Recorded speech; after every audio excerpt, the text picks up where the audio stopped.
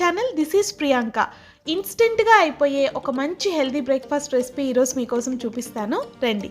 బౌల్లోకి 1/2 కప్ జొన్న పిండి, 1/2 కప్ గోధుమ పిండి తీసుకోవాలి.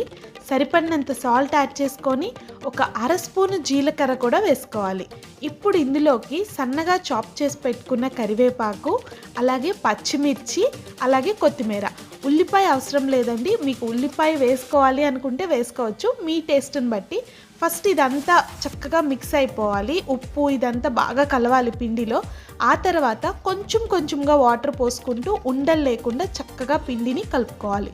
కొంచెం కొంచెం కలుపుకోండి. కన్సిస్టెన్సీ అనేది ఇలా ఉండాలి, బాగా లూజ్గా ఉండకూడదు, అలాగే బాగా థిక్గా కూడా ఉండకూడదు. ఇలా మీడియం కన్సిస్టెన్సీలో ఉంటేనే దోశలు అనేవి చాలా బాగా వస్తాయి.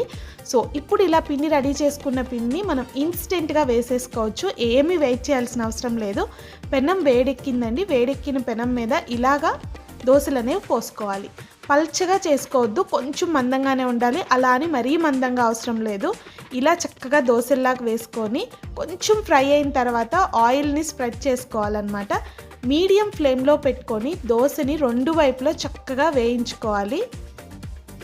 ఇలాంటి ఇన్స్టెంట్ హెల్దీ బ్రేక్ఫాస్ట్ అనేవి మన ఇంట్లో రెడీగా పిండి లేనప్పుడు చాలా ఫాస్ట్గా చేసుకోవచ్చు, ఏమాత్రం టైం పట్టదు, అండ్ చాలా టేస్టీ అండ్ హెల్దీ అనమాట. సో చూసారా, ఇలా ఈ కలర్ వచ్చే వరకు మనం వేయించుకోవాలి.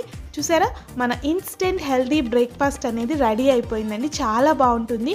మీరు కాంబినేషన్గా ఏ చట్నీ అయినా తీసుకోవచ్చు, లేదంటే ఇలా ప్లెయిన్గా తీసుకున్నా బాగుంటుంది, లేదు ప్లెయిన్ కర్డ్ లేదా రైతా ఏదైనా తీసుకోవచ్చు.